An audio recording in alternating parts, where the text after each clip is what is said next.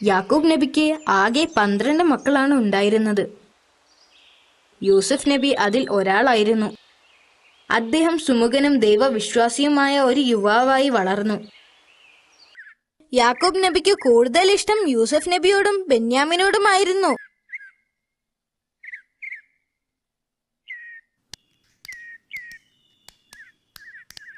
അത് കാരണം മറ്റു സഹോദരങ്ങൾക്ക് യൂസഫ് നബിയോടും ബെന്യാമിനോടും അസൂയ ഉണ്ടായിരുന്നു.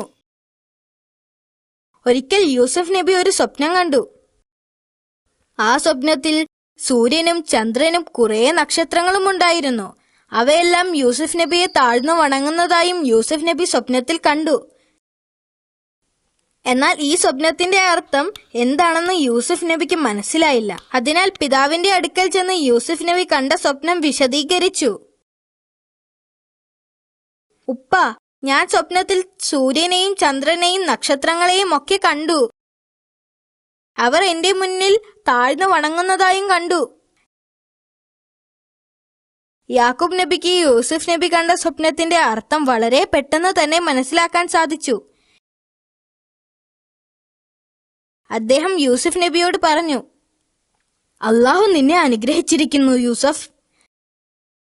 ഈ സ്വപ്നത്തിന്റെ അർത്ഥം അള്ളാഹു നിനക്ക് അറിവ് നൽകുകയും നിന്നെ ഒരു പ്രവാചകനായി മാറ്റുകയും ചെയ്യുമെന്നാണ്.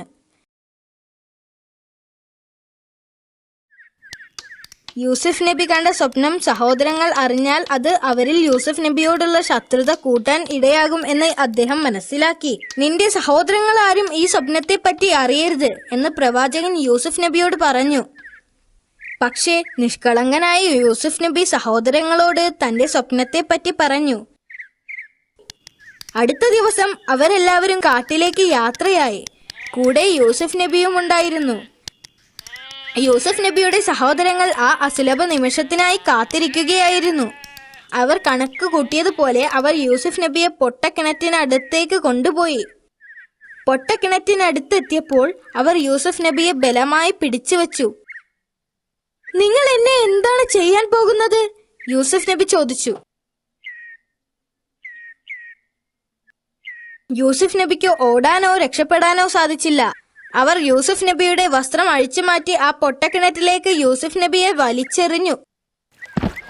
എന്നെ രക്ഷിക്കൂ, എന്നെ രക്ഷിക്കൂ, ഞാനൊരു തെറ്റും ചെയ്തിട്ടില്ല. കുട്ടിയായ യൂസഫ് നബി അവരുടെ സഹായത്തിനായി കേണപേക്ഷിച്ചു. അടുത്ത ദിവസം ഈജിപ്തിലേക്ക് യാത്ര പോകുകയായിരുന്ന ഒരു കച്ചവട സംഘം ആ കിണറിനടുത്തെത്താൻ ഇടയായി. അവർ കൂട്ടത്തിൽ നിന്ന് ഒരാളെ കിണറിൽ നിന്ന് വെള്ളമെടുക്കാൻ പറഞ്ഞയച്ചു. കിണറിലേക്ക് വീണ പാത്രം കണ്ടപ്പോൾ യൂസഫ് നബിക്ക് സന്തോഷമായി. അദ്ദേഹം ആ കയറിൽ മുറുകെ പിടിച്ചു. അവർ ആ പാത്രം പൊക്കിയെടുത്തപ്പോൾ വളരെ ഭംഗിയുള്ള ഒരു ആൺകുട്ടിയെ കണ്ടു.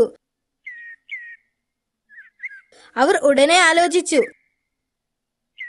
ഈ സുമുഖനായ ബാലനെ ചന്തയിൽ കൊണ്ടുപോയി അടിമയാക്കി വിൽക്കാം.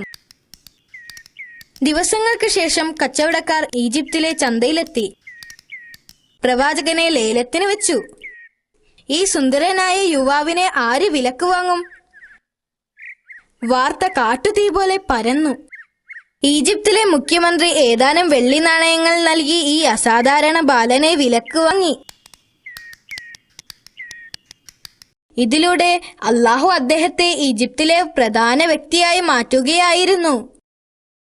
അദ്ദേഹം വളരുന്നതോടൊപ്പം തന്നെ ബുദ്ധിയും അറിവും നൽകി അള്ളാഹു അദ്ദേഹത്തെ അനുഗ്രഹിച്ചു. അദ്ദേഹത്തിന്റെ കഴിവുകൾ അറിഞ്ഞ മുഖ്യമന്ത്രി അദ്ദേഹത്തിന് കൊട്ടാരത്തിലെ ചുമതലകൾ ഏൽപ്പിച്ചു. ഒരു രാത്രി ഈജിപ്തിലെ രാജാവ് തന്റെ കൊട്ടാരത്തിൽ ഉറങ്ങുകയായിരുന്നു. ഉറക്കത്തിൽ രാജാവ് വിചിത്രമായ ഒരു സ്വപ്നം കണ്ടു. സ്വപ്നത്തിൽ രാജാവ് നൈൽ നദിയുടെ തീരത്ത് നിൽക്കുകയായിരുന്നു. വെള്ളത്തിൽ നിന്നും 7 തടിച്ചു കൊഴുത്ത പശുക്കൾ ഉയർന്നു വരികയും അവയെ പിന്തുടർന്ന് മെലിഞ്ഞുണങ്ങിയ 7 പശുക്കൾ ഉയർന്നു വരികയും ചെയ്തു. തടിച്ചു കൊഴുത്ത പശുക്കളെ മെലിഞ്ഞുണങ്ങിയ പശുക്കൾ വിഴുങ്ങി. അതിനുശേഷം നദീതീരത്ത് 7 ധാന്യച്ചെടികൾ വളർന്നു വരികയും പെട്ടെന്ന് അവ അപ്രത്യക്ഷമാവുകയും പിന്നീട് അതിന്റെ സ്ഥാനത്ത് 7 ഉണങ്ങിയ ചെടികൾ വളരുകയും ചെയ്തു. സ്വപ്നത്തിന്റെ അർത്ഥം മനസ്സിലാക്കാൻ കഴിയാത്തതിനാൽ രാജാവ് ഭയപ്പെട്ടു. രാജാവിന്റെ സ്വപ്നത്തെക്കുറിച്ച് പ്രവാചകനോട് പറഞ്ഞു. പ്രവാചകൻ അള്ളാഹുവിനോട് പ്രാർത്ഥിക്കുകയും പിന്നീട് സ്വപ്നത്തിന്റെ അർത്ഥം വിശദീകരിക്കുകയും ചെയ്തു. രാജ്യത്ത് 7 വർഷം സമ്പന്നമായ വിളവെടുപ്പുണ്ടാകും. ആളുകൾക്ക് കഴിക്കാൻ ധാരാളം ഭക്ഷണമുണ്ടാകും. ഇതിനെ തുടർന്ന് രാജ്യത്ത് 7 വർഷത്തേക്ക് വരൾച്ചയുണ്ടാകും. ആവശ്യത്തിന് വെള്ളവും ഭക്ഷണവും ഇല്ലാത്ത അവസ്ഥ വരും. ഈജിപ്ത് മുഴുവനും ദാരിദ്ര്യത്തിലാകുമെന്നും പ്രവാചകൻ പറഞ്ഞു. പ്രവാചകൻ കൊട്ടാരത്തിലെത്തിയപ്പോൾ സുന്ദരനായ ആ ചെറുപ്പക്കാരനെ കണ്ട് രാജാവ് അമ്പരന്നു. കുറച്ചു സമയത്തേക്ക് പ്രവാചകന്റെ അറിവുകളെ പരീക്ഷിച്ചുകൊണ്ട് രാജാവ് അദ്ദേഹത്തോട് സംസാരിച്ചു. പ്രവാചകന്റെ മറുപടികൾ രാജാവിനെ അത്ഭുതപ്പെടുത്തുകയും യൂസഫ് വളരെ ബുദ്ധിമാനാണെന്ന് രാജാവിനെ ബോധ്യപ്പെടുത്തുകയും ചെയ്തു. പിന്നീട് രാജാവ് വരാനിരിക്കുന്ന ക്ഷാമത്തിന് എന്താണ് പരിഹാരമെന്ന് പ്രവാചകനോട് ചോദിച്ചു. ശരിയായ രീതിയിൽ ആസൂത്രണം ചെയ്താൽ ക്ഷാമത്തെ നേരിടാം. സമൃദ്ധിയുടെ നാളുകളിൽ വിളകളെല്ലാം സൂക്ഷിച്ചു വെക്കണം. അത് ക്ഷാമകാലത്തേക്ക് ഉപയോഗിക്കാൻ കഴിയും. പ്രവാചകൻ രാജാവിനെ ഉപദേശിച്ചു. രാജാവിന് പ്രവാചകനോട് മതിപ്പ് തോന്നി. രാജാവ് യൂസഫ് നബിയെ അവിടത്തെ ധാന്യപ്പുരയുടെ നിയന്ത്രണം ഏൽപ്പിച്ചു. തുടർന്ന് വന്ന 7 വർഷങ്ങളിൽ പ്രവാചകന്റെ നിയന്ത്രണത്തിലായിരുന്നു കൃഷി. വരാനിരിക്കുന്ന ക്ഷാമകാലത്തേക്കുള്ള ധാന്യങ്ങൾ അദ്ദേഹം ശ്രദ്ധാപൂർവം ശേഖരിച്ച് സംരക്ഷിച്ചു. ഈജിപ്തിലും അയൽ രാജ്യങ്ങളിലുമെല്ലാം വരൾച്ച ബാധിച്ചു. ഈജിപ്തിൽ വളരെ കുറഞ്ഞ വിലക്ക് ധാന്യങ്ങൾ വിതരണം ചെയ്യുന്നുണ്ടെന്ന വാർത്ത അയൽ രാജ്യങ്ങളിലും എത്തി. യാക്കൂബ് നബി തന്റെ പുത്രന്മാരെ ഈജിപ്തിലേക്ക് അയക്കാൻ തീരുമാനിച്ചു.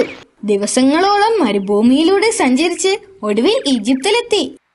പെട്ടെന്നാണ് പ്രവാചകൻ വരിയിൽ നിൽക്കുന്ന സഹോദരങ്ങളെ കണ്ടത്. അദ്ദേഹത്തിന് പെട്ടെന്ന് തന്റെ സഹോദരങ്ങളെ തിരിച്ചറിഞ്ഞു. പക്ഷേ അവർക്ക് യൂസഫ് നബിയെ തിരിച്ചറിയാനായില്ല. പ്രവാചകൻ അവരെ തന്റെ കൊട്ടാരത്തിലേക്ക് ക്ഷണിച്ചു. സഹോദരങ്ങൾ കൊട്ടാരത്തിലെത്തിയപ്പോൾ പ്രവാചകൻ അവർക്ക് വിരുന്നൊരുക്കി. വിരുന്നിന് ശേഷം ബെന്യാമിനും യൂസഫ് നബിയും തനിച്ചായപ്പോൾ പ്രവാചകൻ ബെന്യാമിനോട് പറഞ്ഞു, ബെന്യാമിൻ, ഞാൻ നിങ്ങളുടെ നഷ്ടപ്പെട്ട സഹോദരനാണ്. വർഷങ്ങൾ കഴിഞ്ഞ് വിധി നമ്മെ ഒന്നിപ്പിച്ചിരിക്കുകയാണ്. ബെന്യാമിന് ഇത് കേട്ടപ്പോൾ ഭയങ്കര സന്തോഷമായി. പ്രവാചകൻ സഹോദരങ്ങൾക്ക് വാക്ക് നൽകിയതുപോലെ കൂടുതൽ ധാന്യങ്ങൾ നൽകി. യൂസഫ് നബി തന്റെ ജോലിക്കാരനോട് ബെന്യാമിന്റെ ബാഗിനകത്ത് സ്വർണത്തിന്റെ അളവ് പാത്രം രഹസ്യമായി വെക്കാൻ ആവശ്യപ്പെട്ടു. അവർ തിരിച്ചു പോകാൻ തുടങ്ങിയപ്പോൾ സൈനികർ അങ്ങോട്ട് ഓടി വന്നു. അവിടെ നിൽക്കൂ, നിങ്ങൾ മോഷ്ടാക്കളാണ്. പടയാളികൾ ആക്രോശിച്ചു. നിങ്ങൾ രാജാവിന്റെ സ്വർണക്കപ്പ് മോഷ്ടിച്ചിരിക്കുകയാണ്. മോഷണത്തിന് എന്ത് ശിക്ഷയാണ് നിങ്ങൾ നൽകുന്നത്? സൈനികർ ചോദിച്ചു. ഞങ്ങളുടെ നിയമമനുസരിച്ച് മോഷ്ടിച്ച ആൾ വസ്തുവകകളുടെ ഉടമയ്ക്ക് അടിമയായി തീരും, ഒരു സഹോദരൻ പറഞ്ഞു. പ്രവാചകൻ അവരുടെ നിയമമനുസരിച്ച് അവരെ ശിക്ഷിക്കാൻ തീരുമാനിച്ചു. കാരണം തന്റെ സഹോദരനെ കുറെ കാലം തന്റെ കൂടെ നിർത്താനും അതുവഴി തന്റെ പിതാവിനെ കാണാനുമായിരുന്നു അദ്ദേഹം അങ്ങനെ ചെയ്തത്. അവരുടെ പിതാവിനെ ആ ദുഃഖവാർത്ത അറിയിച്ചു. പിതാവേ, അങ്ങയുടെ മകൻ ബെന്യാമിൻ മോഷ്ടിച്ചു.